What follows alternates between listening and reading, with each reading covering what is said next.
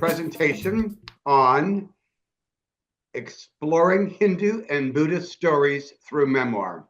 I'm Mark Bowman, Executive Director of the LGBTQ Religious Archives Network, the host of tonight's program. LGBTQ RAN is a unique venture dedicated to preserving the history of LGBTQ religious movements around the world.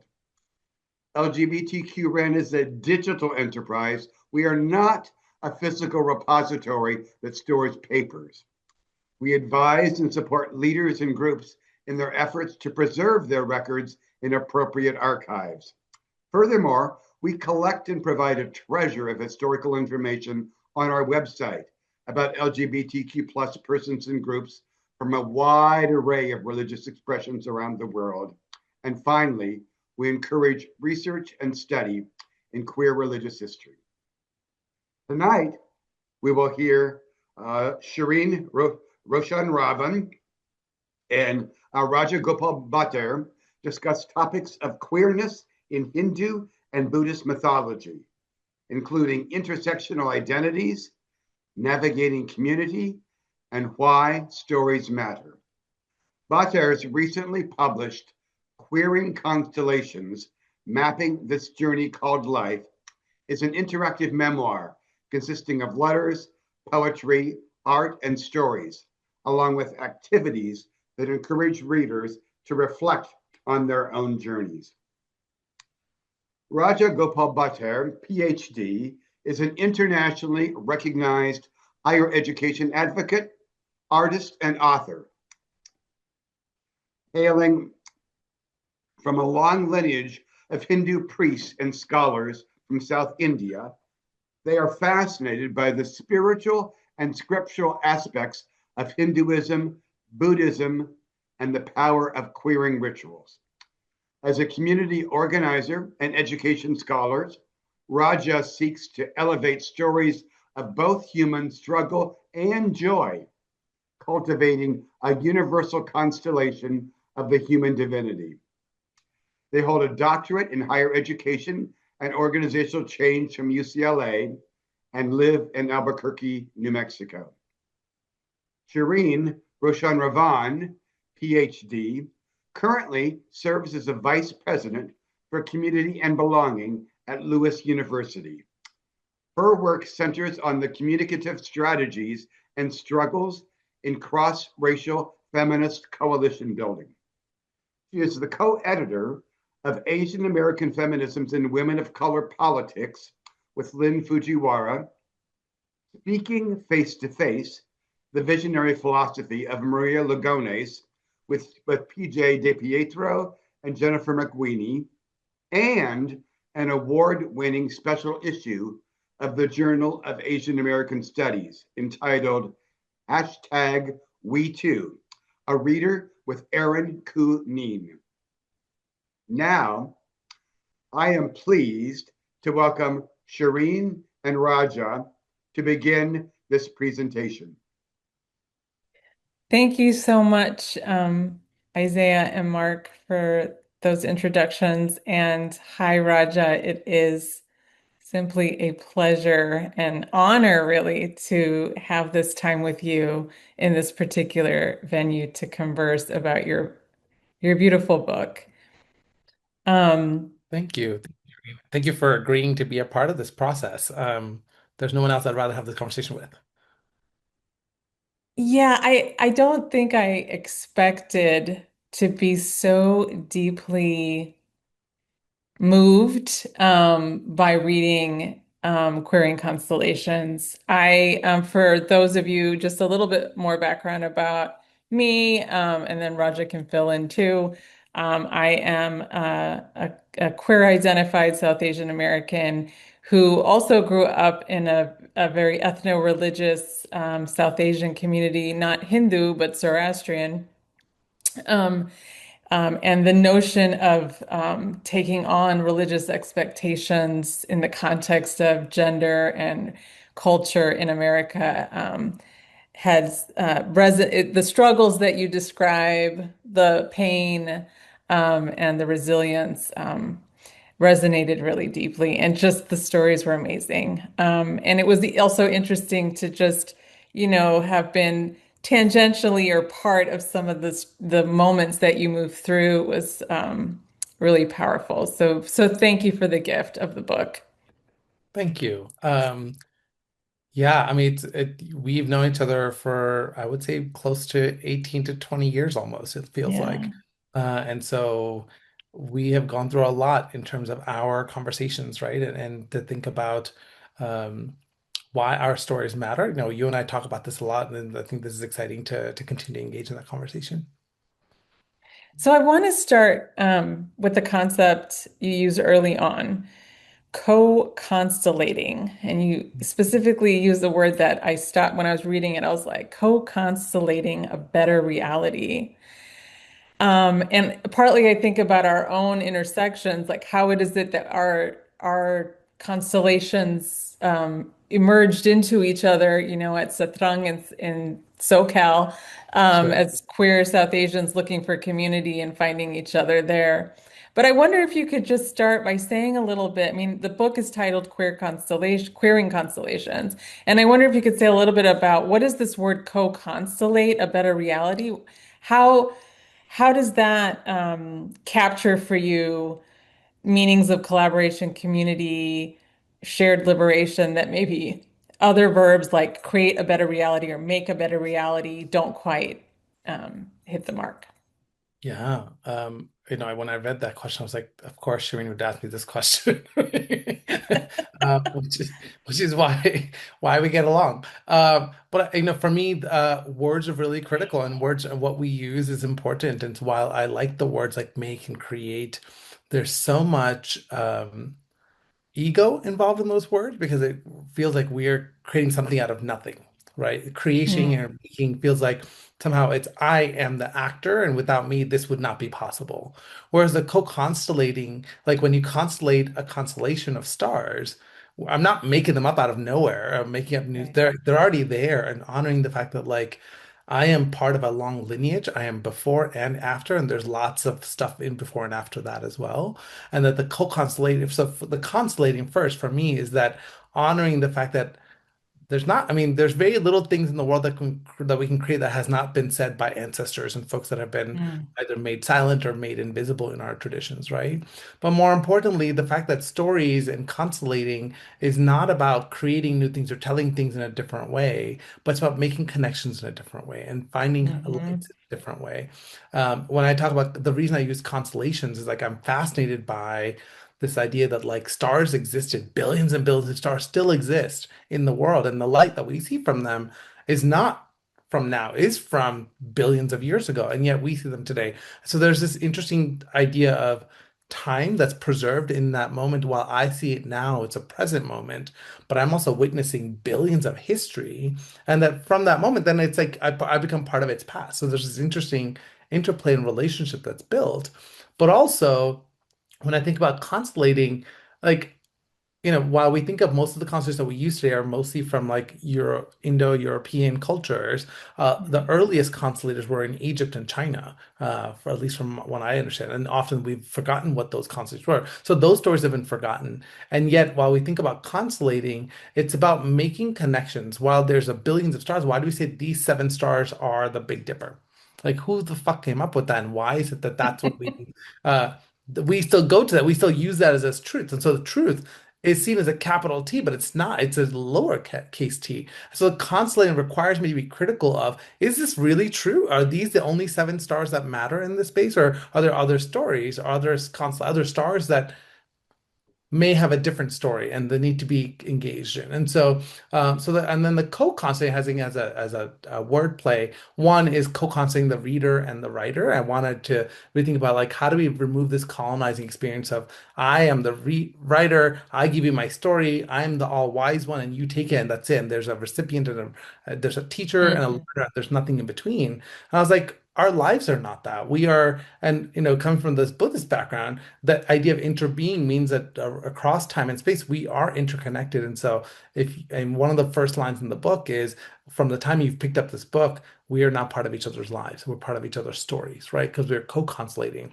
But then also the stars and I, the stars are, while I look at them today, uh, and the star light is coming like from this moment, I create the story that this is the star based on where I am. And so I think that there's a couple of different layers to it, but the idea that I'm both honoring, for me primarily, the fact that I'm not the origin of these ideas and I'm not the recipient of I'm the in between, and that the co-constellating also creates a sense of us in process and enjoying the process and not just the result, which is such a kind of Western way of seeing the world. Yeah, I love that I love that description and of how you're understanding co-constellation. And I've always loved the word constellation too. I've used it in certain, not as thoughtfully and intentionally as you have, really developed it here as a praxis. But for me, it's always signaled really an emphasis on connections that aren't linear, right? So It's there's a constellation of some things, but right, and there's a connection, but it's not. You're not putting it in a rigid pattern, right? There's all kinds of different ways that whatever is in the constellation can relate and connect to differences.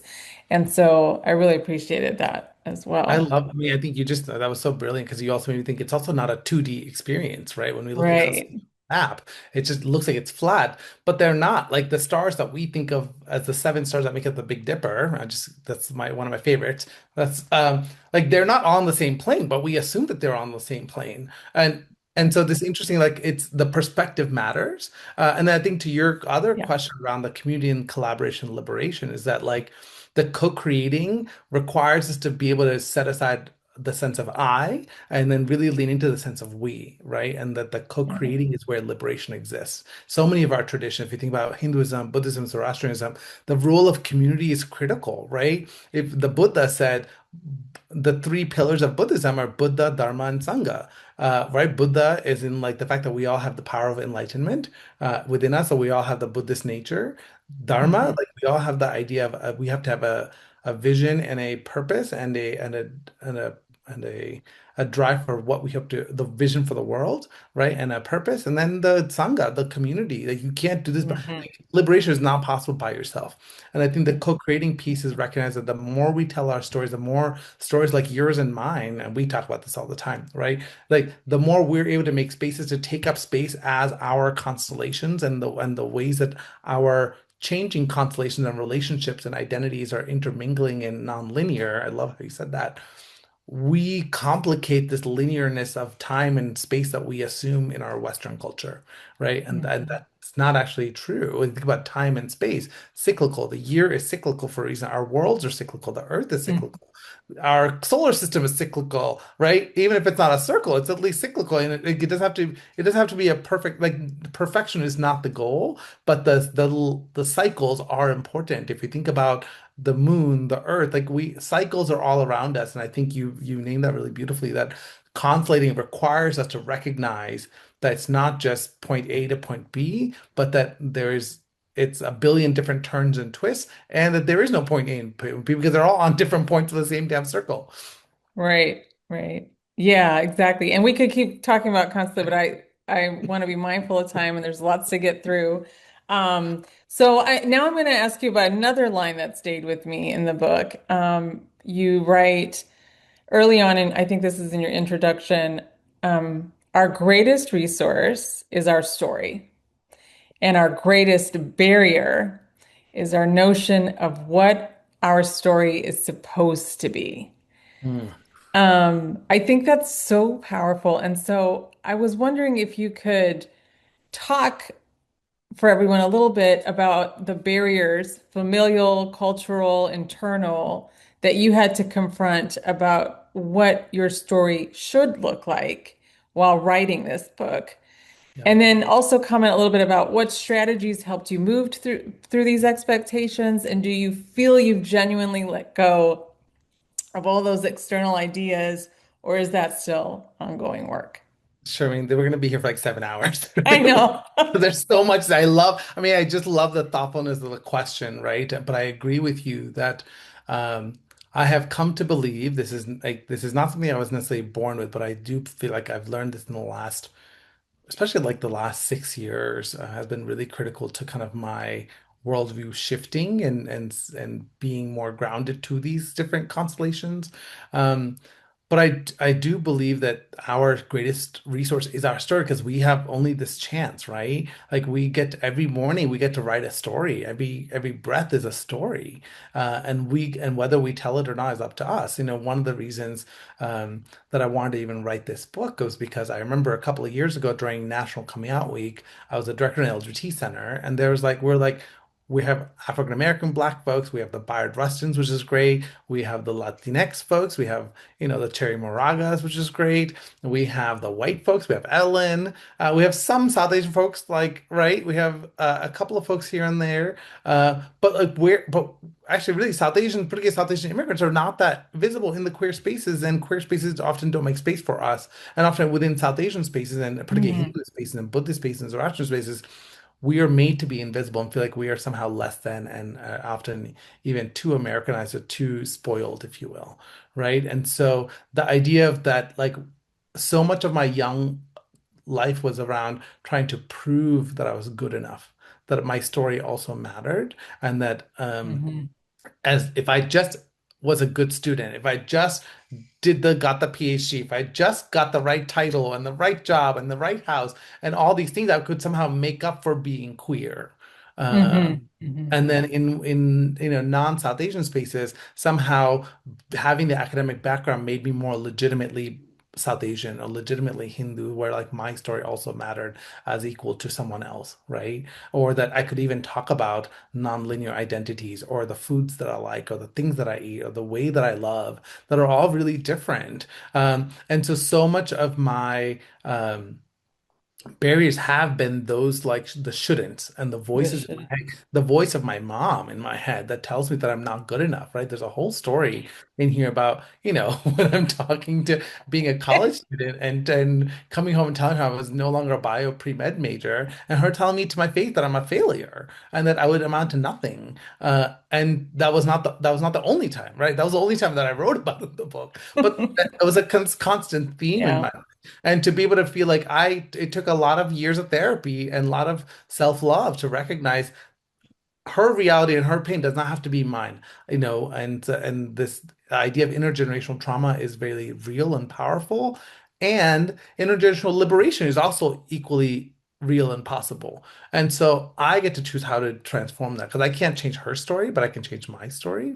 Mm. Uh, and then I think the practice is so the way I wrote this book, I've told you this. I thought about it starting in October of 2023, and then thank goodness that I have some beautifully generous friends who let me stay in that cabin in Big Bear for a month. So middle of December to middle of January of 23 to 24, I stayed in a cabin by myself and spent a month writing. And most of this book, about 85 to 90% of the book was written while I was up on this mountain. And really, it was just this practice of being able to shut out all the things that I had been taught that I couldn't be, that I shouldn't love, and to feel like I was able to be vulnerable and real with myself to the point where I was like literally sitting naked on the floor and like writing and just crying and being able to Mm. remove all the barriers of the ways I was supposed to exist in the world. I think that was really powerful. Um, the have I released? I think I've done a decent job, but they sneak back really quickly. My family's really important to me, and I have a really complicated relationship where like I love them, but I don't like them, right? Mhm. And how Mhm. do we Mhm. navigate that? But thinking about for me, the other barrier was around how much do I tell so that I can get it out of my body. There's that Mm. piece. I think it Mhm. was literally taking up space in my energy, and I didn't need that. Two, when I add someone to my constellation, then they become part of a permanent part of myself, right? And so, do I want to give them the value of being part of my constellation? So, there was a story that I wrote about one of my former supervisors that was a terrible human. And then I decided not to write because I was like, at some point, I don't want this person and their energy to still be part of my constellating uh, Mhm. of reality. Right? I don't, because then I give power to that story once I make it Mm. part of my, because then it becomes part of my story and my book forever is that person's name and story. Right. I was like, no, F that. Like that's not helpful to the being and the ways that I want to exist in my own story to be real. Yeah. And it's interesting too, the fact that well, one of the most powerful threads throughout the book, and I think it's a disservice to call it a thread because it's infused throughout your story, is obviously the way that growing up in as a child of a Hindu priest and in growing up in temples, right, in Hindu temples and spending time alone with the gods and goddesses was you found strength, right, in certain parts of your religious practice as a Hindu. And Right. so this question is prompting you to maybe recall some of that, but how do you understand? So your queer Hindu and Buddhist identities are woven throughout the book in Mhm. really rich ways. So how do you see your own story connecting with the stories of other queer Hindus and Buddhists, both today and across history? Yeah. Again, such a powerful question, right? I do believe that both the Hindu tradition and the Buddhist tradition recognize that stories are critical, which is why so many of our lessons and scriptures are all around storytelling, right? If you look at the Upanishads at the end of the Vedas, there are all these conversations between student and teacher. Well, this student will ask a question, the teacher will tell a story to teach a particular value or expectation or ideal of what it means to be a Hindu or what different aspects of Hinduism or what different aspects of divinity look like, right? If you think of Buddhism, again, similarly, so many stories are critical. And particularly if you think about Gautama Buddha himself and the ways that his story transformed, right? Until he was 21, he was in um, 29, I think. Yeah, he was in the castle and he was protected. So his story was very limited on purpose by his family to protect him. And once he saw the four forms of suffering, it transformed his reality and his ability to actually feel like he could not just live in this cocoon and feel it was okay, right? And so stories not only help us understand that there's different realities beyond our own, but also transform our ability to even think and exist the way because it allows us to once you add in it's like cooking a dish. If you add an ingredient, it's going to change the whole thing. There's no way Mhm. that adding something cannot transform and change something. So as we think about that, as I think about other stories of other South Asians and particularly South Asian Hindus and Buddhists, some people have said you can't be both. And I was like, why can't I? Right? Like, like, who are you to tell me that I can't be either or both? Or what does that mean? Particularly from coming from traditions that both traditions are very complex, very open, and have lots of different ways to exist that are often even contradictory, right? You can have the most Mhm. staunch atheist and the staunch Orthodox Hindu and still be Hindu under the umbrella. Similarly, you can have Buddhists who believe in various forms of idols and images and mythologies and goddesses and gods, and then others that feel like that's not. And so the fact that there is no my story is one story of a larger story that is not to say it's better or worse, and yet at the same time, I believe that there's a my responsibility is not to even be in conversation with other stories, but simply is to take up space and share my story, right? And recognize how it then adds to the fabric of our consciousness and our reality. And so for me, it's about so I guess maybe it is about religion. So because part of it was when I was trying to write, people were like, "What type of book are you writing?" I was like, "I don't know. Is it a book of poetry? I don't know. Is it a journal? I don't know. Is it a memoir? I don't know. Is it a biography? I don't know." Because and for me, it was important to actually complicate even that because the way I think about stories, and particularly South Asian stories, is we don't think linearly, even when we tell stories at home. Like when I remember my Mhm. grandfather and my grandmother telling me, like they would start here, go there, and then come back, and then somehow like they would kind of come to something like 30 minutes later, like, oh, okay, that was the point. And so I wanted to also kind of evoke the feeling with the audience that like our stories are not just interconnected, but our stories do feed off of each other, even though they don't require each other. And so as we think about, for me, the reason I told the book, I have poetry, I have artwork, I have personal stories, and I have stories. Because I was like, for me, it was important to make sure that even folks, I don't want language as a colonized language. You know, English is my fourth language. It's my strongest language, but it's also not my language. Like, but at the same time, I do want to write a book in Kannada because it also limits the way I get to access and engage with the world in this story. It's also in Kannada is not a language that I speak, right? So I did have this challenge of, am I authentically myself if I can't even write in my native tongue? Mm, Is hmm my story worth? So there's a couple of times where I will use terms that are Kannada and Tamil throughout, and I chose hmm not to add an index or a glossary because I was like, that's not my job. Part of the job of being a reader is to actually, if you want to know more, either pick up the cues and understand what's around it, uh, hmm or do the research, go to Google, do whatever else you need to do. And so the ability that like our stories require us to do work. Maybe that's my ending thought. No, I love that. I just curious, which language do you feel best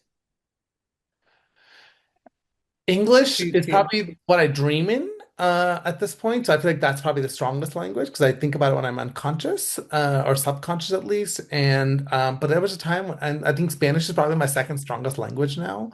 And like there have been points in my life where I used to dream and think in Spanish, where I knew like something in Spanish and not how to say it in English. Um, Hmm and then probably Kannada, Telugu, and Tamil in that order. Which is sad. I mean, it feels like there's a sense of me that feels like so much of our cultural identity often based on, or often judged on our linguistic abilities, right? Or our linguistic accents. And so I write a whole chapter in the book about my Yeah, accent, right? And how I was put back in first grade or second grade to first grade and why, I worked so hard to lose the accent because I was told I was too Indian. I didn't sound American. And now I'm told I don't sound Indian, right. And now Spanish is your second strongest language, right?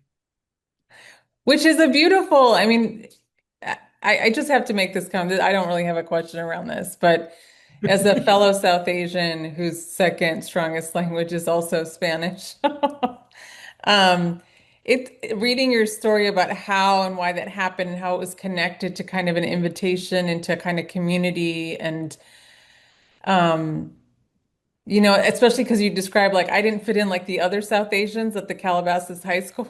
Like my parents weren't doctors and lawyers and all this. And Right. I felt more affinity with some of the, Hispanic ident classified folks in your high school. And there was Right. kind of an almost I felt like the Spanish emerges out of a consciousness of connection that defies kind of the South Asian ethno lineage.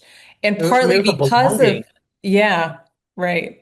It was a belonging that I had never felt before, right? And Right. so it does feel like I'm in some way speaking Spanish and feeling people being like, "Oh, what are you?" I'm like, "What do you mean?" They're like, You just like I it's funny because I spent a lot of time in Mexico and I people are like, "How are you so good?" I'm like, it just feels natural to me. And for me, language is such a powerful way that because I know how often it was used to harm me, I don't want to then harm others either for the Right. language or for not speaking the language. And also when I'm in your country, I'm going to do my job to learn how to communicate your way. And so it's also a way to show cultural humility to that space. And I think that comes from a Hindu Buddhist understanding of the world where you have a responsibility to recognize the context in which you exist and how you are part of this larger society, right? You and I talk a lot about our family dynamics and like Mhm.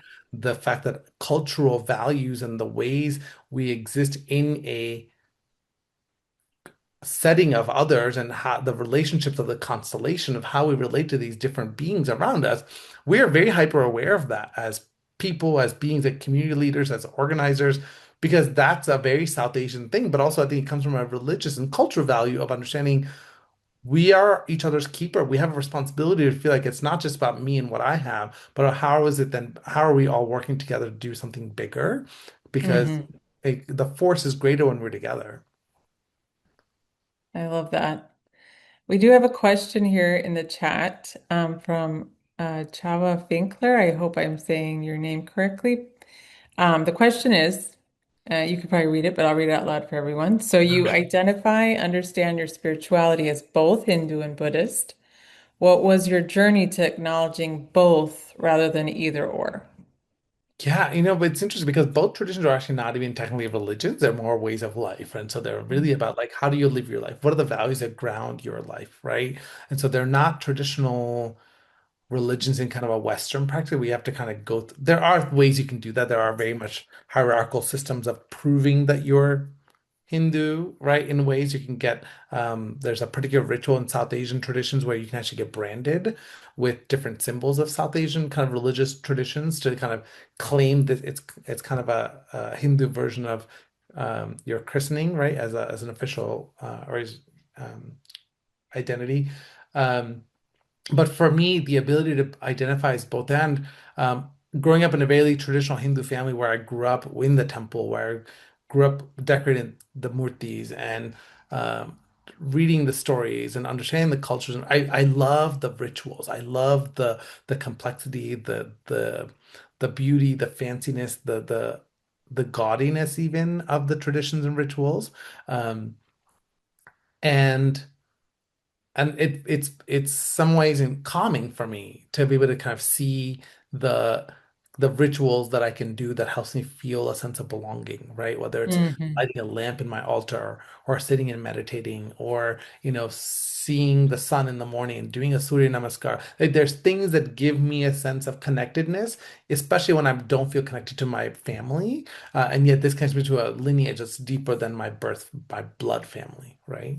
The Buddhist piece, I think I really never thought about being a Buddhist until probably around 2008, 2009, where a dear friend of mine gave me a book by Thich Nhat Hanh and really talked about engaged Buddhism, right? And that really shifted for me what it meant to think about not, ritual is not, ritual is important, but ritual without understanding a deeper sense of yourself and your own healing is actually still just like the box without anything inside, right? Mm, And so I found that while Hinduism, for me at least, gave me, and there are also spiritual elements of Hinduism that could fit that, but the way I was brought up, Hindu was really around what you did to be a good Hindu versus Buddhism is really about how you exist as a good Hindu or a good Buddhist, right? Whatever that. mhm, Um, but for me, it was because so much of my own upbringing around being a good person or even a person that's where it's aligned with my dharma and my values and identities was around the things that you do. A lot of my rituals feel very Hindu to me. Uh, mhm, but the Buddhism really gave me the ability to feel like I don't have to do anything that doesn't feel good to me. So it allowed me to mhm, release a lot of the shame around you have to do this at this time of day. You have to do this prayer. You have to pray to this particular God on this day. You have to particularly do this on this particular death day, or all these things that like all these shoulds around me um, that felt like mhm, barriers that didn't feel authentic to me. And so the Buddhist framework of really feeling like you got to focus on your breath, you got to focus on who you are as a person. And, I think Lama Rod Owens has this book called Love and Rage that I love. And one of the lines that sticks with me, I'm going to paraphrase, is like the purpose of existence and the ways of truly being true to yourself is behaving in a way in your life where you're not causing harm to yourself or those around you. Right. And I was like, mhm, I love the simplicity and the intensity of that, right? That's a mhm, really huge responsibility to say, how do I live every day so I'm not causing harming myself or those around me? So it mhm, requires me to be in relationship. It requires me in constellation mhm, with those around mhm, me, whether the communities, the people, the beings. And so the two aspects of Hinduism and Buddhism for me, and the fact that Buddhism kind of is a Protestant movement from Hinduism, right? Because it did feel like it was too focused on kind of rituals and hierarchies and all these practices, very similar to the way that Protestantism and Christianity and Catholicism worked. Um, it was a very intentional shift from that. And so for me to be able to find the both and in both of them and find that I can part of the both traditions are also very personal traditions where you get to have a personal relationship with mhm. not only the rituals and practices and the spirituality, but the actual source of an idea of what the divine is and exists within and around us. Wonderful. Isaiah asked a great question here. How is Hinduism and Buddhism, in your perspective, how has both historically either furthered inclusion of the full spectrum of sexuality or exclusion or hatred? Yeah, again, we need like a whole I semester of know. conversations around this, Isaiah. But I'll at least take a quick kind of attempt at it. I think Hinduism scripturally, if we think about texts within Hindu scriptures, uh, part of my own journey was being in high school and coming out as a queer person and being told that I was somehow broken and that I was had to be fixed. And this is so American that I was spoiled, and how dare that I was being um, what's the word I'm looking for? Yeah, I mean, really just spoiled and uh, Oh, ungrateful. And ungrateful. Yeah. yeah. And so a lot of my work is really going back to like, what do the scriptures say? Let's actually go to the roots of it and recognize that the homophobia and transphobia that I felt in the community were literally people that I grew up with and who are uncles and aunties forever. Because, like, in our tradition, like, if you're older than or about the age of my parents, you're an uncle and auntie automatically, even if you have no connection. And so many of our relationships were formed by these communities of people who all immigrated around the same time. And so Hmm. having all these aunties and uncles who had known me since I was 9 years old, suddenly somehow at 17 years old, I could feel like I'm somehow not human or not worthy of even being acknowledged or even allowed into the temple that I helped build, right? It was just like it was such a not even it was a soul breaking moment because it made me feel like what is wrong? Like what have I done to deserve this level of hate? Because I hadn't done anything wrong. Hmm. Um, and to also get to, so then in the scriptures, I found, in one of the oldest texts that we talk about, where we talk about Purusha and Stri, right? The male and female genders. They also talk about a third gender, a Tritiya Prakriti. The fact that there's a third creation is not just a something that came about in 2005, right? But actually has been around for 10,000 years in our scriptures. And so how is that possible for us to not acknowledge and not feel like that's it's similar to what's happened with the Bible, where so much of kind of the interpretation have often sanitized or made invisible a lot of queer subtext that existed, right? Um, and so I think that was really interesting for me to recognize, like, oh, queerness and the ability to exist outside of our kind of identities as these heteronormative monogamous relationships were actually a pretty relatively new idea. And then as I started to learn about history around the Mughal empires and the conquest of South Asia and kind of the bringing of kind of more Middle Eastern and Indo-European values around kind of sexuality and Mm. relationships and heteronormativity, and then the British colonization that really criminalized by law same-sex relationships, particularly homosexuality between two men. Like that's really where things started shifting significantly. Before Mhm. that, if you look at all the temples, there's lots of nakedness, there's lots of sexuality differences and diversities within our scripture, but also there's lots of sexuality and gender differences within our own deities, right? One of my favorite gods is Ardhanarishwara, who is this half Shiva, half Parvati figure that exists that says we have both aspects of ourselves in ourselves, right? Mhm. So, and being a mythology and a story nerd, I went back to the stories and like I do a whole presentation on Hindu mythologies and stories of queerness because it exists all around us, right? The last story, and then I remember learning about Agni. Agni is fire, right? The fire god, and he's one of the five major elements. He's the most important element because if you think about the five elements, earth, wind, air, fire, and water, the four elements besides fire can get destroyed and soiled really quickly. We are really good as humans in polluting air, Mhm. earth, and water. Fire, you can't really pollute fire. Fire actually eats up everything, and fire is the kind of the ultimate processor, if you will, right? And it's Mm. seen as being the origin and the source of all, but also fire represents knowledge and wisdom and light. And so if you look at our scriptures, the oldest of our scriptures is the Rig Veda, the four Vedas, the four holy texts, or texts, if you will. The oldest of them is about 10,000 years old and in orally passed down, gathered, and then about 6,000 years in writing. And the very first word is Agnimile Purohitam. Agni is a pure form of priest and bridge between heaven and earth. And as you light the world, may you enlighten myself, right? It's a beautiful scripture. Mm. Agni is the first word of the oldest of the four most important texts that delineate not only Hindu identity, but scriptures, rituals, practices, communal relationships, all this stuff. And so Agni is important, right? The source of fire being the first word. I think there's like something about being the beginning of everything. in the same chapter, he's described as Dvi Matre, the child of two mothers. So Mm, the fact that not only in scriptures do we talk about having multiple genders, but the fact that the oldest and most important divinity that's the source of all light and knowledge and creates these four Vedas that begins as the first word of consciousness for us is a child of two mothers that's described in the same chapter. So 10,000 years ago, we were talking about what does it mean for two women to have children together? And how does that normalize if it's part of not only the scripture, but it's actually still preserved as our scriptures today, right? And still preserved in the mantras. And the sad part is people say people in my family, especially, will say all these scriptures and say the mantras, but never actually question or even engage in, oh, if it was okay 10,000 years ago, why are we worried about this now? So it's not only queer parenting, but queer relationships, right? And all these other subtle texts that exist that have often been um, or there's another story where there's a significant temple in South India called Tirupati, and there's the Vishnu in the form of Venkateshwara, and there's during the Brahmotsav, which is kind of the annual festival, he comes out as Mohini. Right, he comes out dressed as a woman. So you're like, you have this very masculine god in a very heteronormative culture being brought out in a woman's clothes, and that's normal. I'm like, so isn't that just drag or trans identities that we are embracing? And yet it's okay for the god, but not okay for us. hmm And so I hmm think it's been interesting for me to start to engage in those conversations, and so I think there's that piece of it, and then the how have it further. So I'll talk about the Buddhist part as well.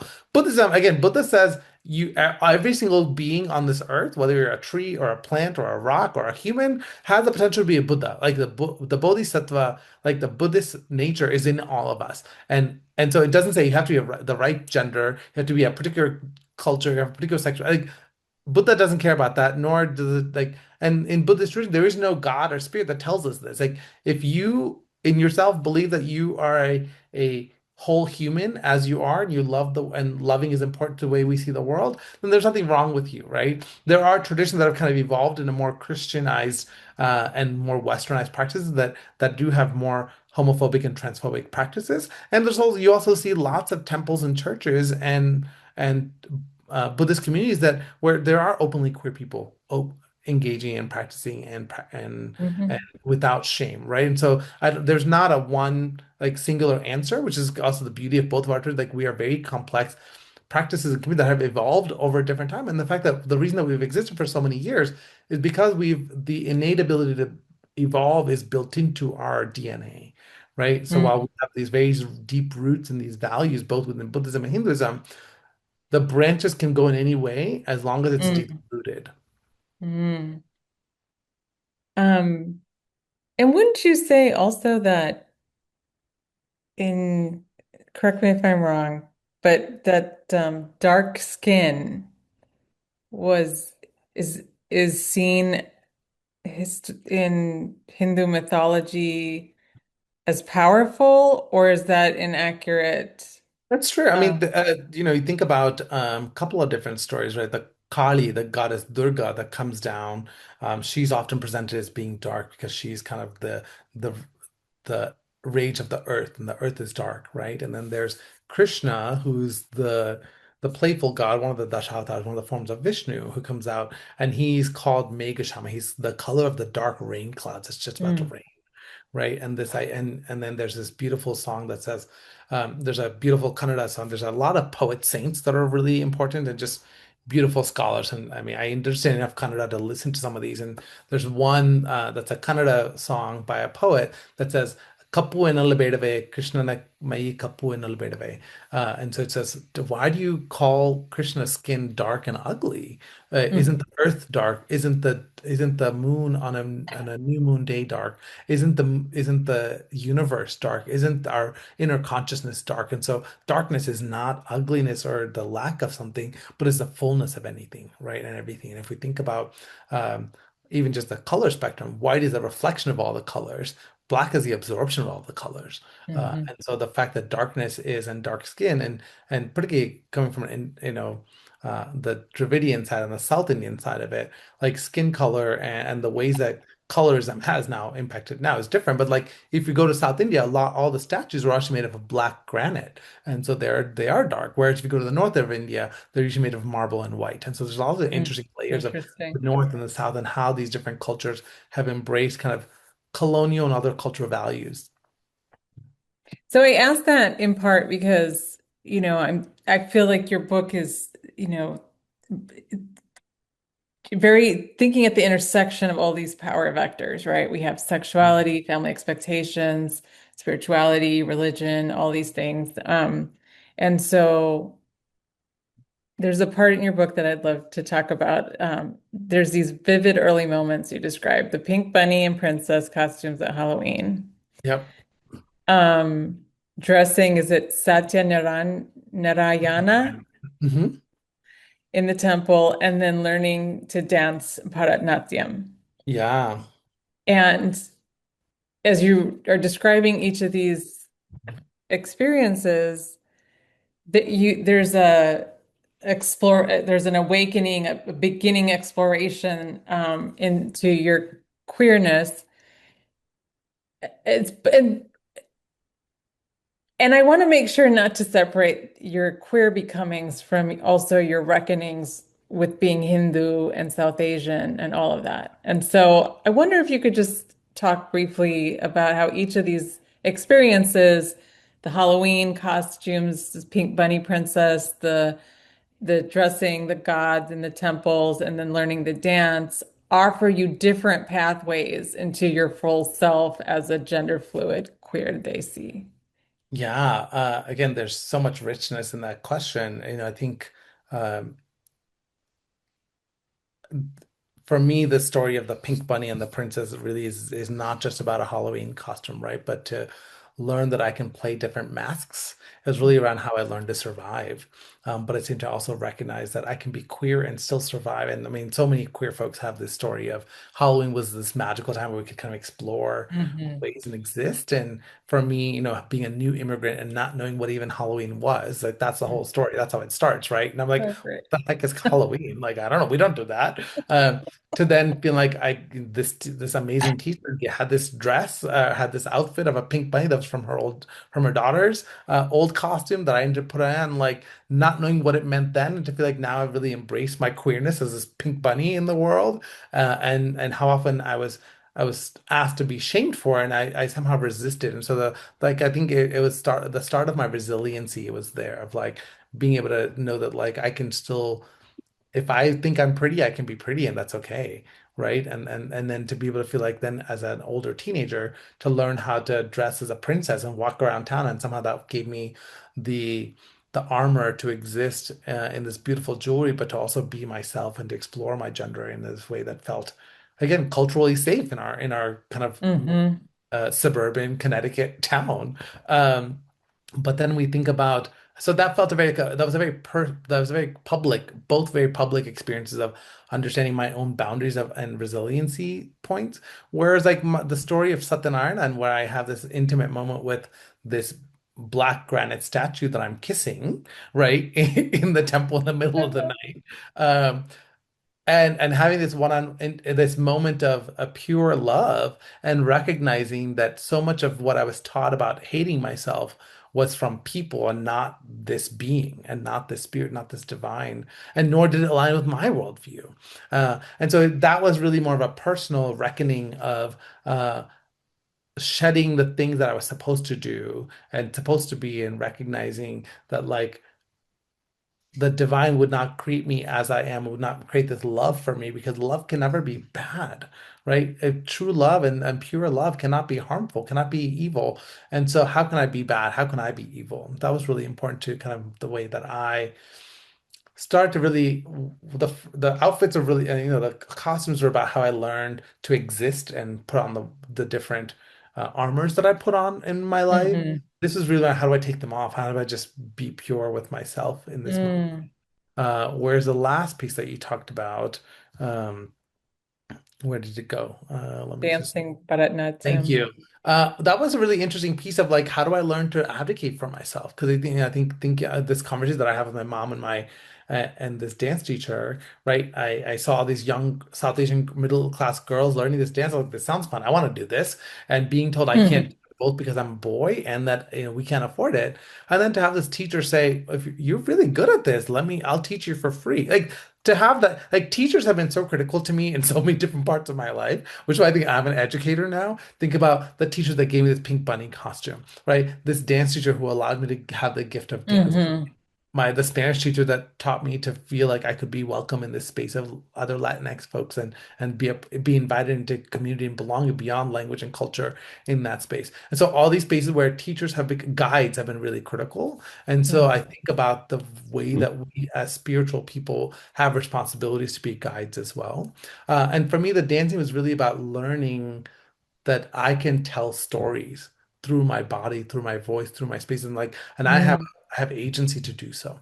And that my story and the way I do it is unique to me and it matters. It's not better or worse, but it matters, right? And Mhm. it also allowed me to be feminine in a different way and allowed me to be somehow culturally okay, but still Mhm. not. And have these moments where where I argue with my mom because she said boys don't dance, and I was like, but the god of dance in our tradition is a guy. So how can the creation of dance be from a boy or a male-bodied person, and that I cannot, as a male-bodied person, uphold the same, and somehow it has changed. And to kind of question the critical thinking was really powerful. And all three of those stories was really around how does the universe give me these opportunities to challenge the status quo, not because I'm somehow trying to be a rebel, because I don't think I'm a rebel, but simply because I'm being true to myself. And so the rebelliousness is me saying that I deserve to be myself and I deserve to be true to who I want to be and how I want to be and how I want to be in community with other people in the space as well. I love that. So we have two questions to wrap here from our community. One is, do you have any stories or talk about Hijra stories in your book? And also, is there a fundamentalist strain in Southeast Asian Buddhism and Hinduism arising? And if not, why not? And let me read it exactly as they put it. So, Yeah. is there fundamentalist strain arising like there is in the West, Judeo-Christian Islamic religions that is repressive, homophobic, transphobic, queerphobic? And if not, why not? Hmm.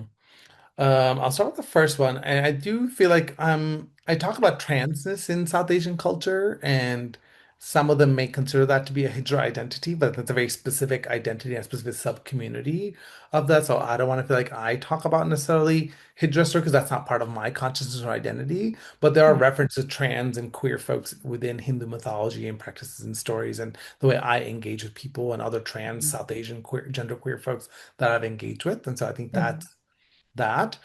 Fundamental strain, there is, I mean, fundamental strains have existed in all parts of our traditions from ever. And so I think they're just getting more highlighted, more accessible, and more vigilant now.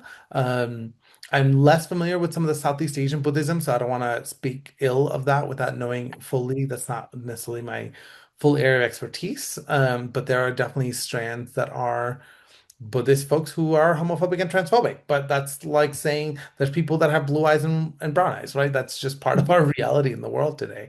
Um, and then in terms of Hinduism, there's definitely a rise in kind of Hindu nationalistic Hindutva frameworks and that often are quite homophobic and transphobic and harmful and sexist and patriarchal and all the isms that you can throw in there. Um, Islamophobic, right? That's been a pretty key character of kind of contemporary Hindu Mhm. practice and Hindutva and Hindu nationalism in South Asia, right? And unfortunately the diaspora as well. And there is a pushback, right? I mean, the Section 377 is the penal code that criminalizes sexual same-sex relationships. It was kind of undone. That's been still argued, and it's like still not, but still same-sex relationships are not technically legal in South Asia, let alone marriages. And so there's lots of cultural uh, faux pas and cultural taboos around sexuality and queerness. While queer folks have existed from the beginning of time, and I'm always amazed when I kind of learn about people and stories that exist, but it's been there forever. Um, And there's also movements against it, and there's resilience against it. And this part of the work that we do is we where there's oppression, there's always been a resistance, and that's a part of our goal is to find the stories that constellate resiliences, so that we can actually make sure that we recognize that we're not alone in this work. All right. So, as we wrap up, one last takeaway question. What do you hope queer Daisies, especially younger queer Daisies, carry with them from queering constellations? And also, what do you hope our elder South Asian immigrants, families take away who are not maybe queer, take away from queering constellations? You know, if I could expand the question, I would say it's for anyone, right? I mean, what is this? For me, the purpose of the book is to say a story does not have to be told in a particular way. We can, like, even the structure of the book is about challenging what can be, right? And so people, Mm, it's funny, I've been to a couple of bookstores and like, we don't know where to put your book. I'm like, yeah, I don't either. Like, because that's the whole, like, humans are not like, we're not just puttable in a box. Like, we are too complex for that. And our stories are too valuable and too sacred to be put into a box. And this is a book of poetry. This is a memoir. Like, no, it's an interactive memoir for a reason. So I think probably one would be to say there is, how do we question what we think is the only way to exist, whether hmm it's around South Asianness or queerness or brownness or colorness or any of the ages, whatever it looks like, right? People are like, you don't look like you're this age. I'm like, what does that mean? Like, I am this age, so I am this age, but like, what does it mean to feel like somehow I'm not meeting your expectation? Somehow then I am fake, just because I'm challenging your reality. And so to recognize, like, you have a responsibility to challenge your own reality, not at the expense of me and my existence. hmm Um, and then the other part is that all of our stories matter. Our stories are important. Our stories are not only, but they're sacred, they're divine. And so how we constellate, how we tell our stories is important, not just because like we all have to write books every day. Like, that's, I don't know if everyone needs to write a book, but I think everyone's story needs to be told. Everyone's story needs to be honored. And everyone has to recognize that they have agency to create the constellations that make meaning to them, that is not about harming them or others, but to really be about healing them and others, and the liberation piece. So that the stories that I choose to, like, there are stories I can talk about all day that are about how people have harmed me and how I have harmed others. I don't want to ignore it, but I also don't need to make that the center. I can heal it and then also celebrate and center stories that have actually taught me about how to be a better human in the world, how to be a more empathetic human, how to be a more compassionate being in the world. Because those stories, like the stars light up the night, is what will constellate our liberation pathway ahead. Raja, thank you. This conversation and your book are gifts. And now I'm going to turn it over to Mark. Thank you. Thank you so much, Raja and Shireen, for this fascinating and inspiring discussion. Much for us to ponder over and work on. And thanks to all of you who participated and offered comments and questions. Within a few days, you will all receive an email with a link to the recording of tonight's program that you can share with friends and colleagues. If you're interested in more opportunities to explore the history of queer religious movements, check out the LGBTQ RAN website, and particularly our events page. There you will find announcements of future online programs, as well as recordings of past presentations. Our next webinar on December 11th will have Danny Bellengarst interviewing Lynn Gerber and Siri Collum on their podcast series, When We All Get to Heaven, that looks at how MCC San Francisco faced the HIV/AIDS crisis. Our first webinar in 2026 will feature Australian historian Timothy Jones interviewing Lucas Wilson on his recently published anthology, Shame, Sex, Attraction, Survivor Stories of Conversion Therapy. That will be on January 21st. Sign up on the website to get the Zoom links to join these illuminating online programs. In closing, I remind you that LGBTQN is the first and foremost source of information on LGBTQ plus religious history. We are a very small operation that is funded through the generosity of friends like you. So if you would like to see more programs like this one, and if you share our commitment to ensure that future generations will hear our voices and stories, please please help make that happen with your gift. You can either go to giveq.org on your phone, tablet, or a laptop, or click on the donate button on the LGBTQ Rand homepage. With your credit card in hand, it only takes a couple of minutes to make a gift, and your gift does make a difference. On behalf of everyone here, I offer much gratitude to Shireen and Raja for their enlightening presentation, and good night to all.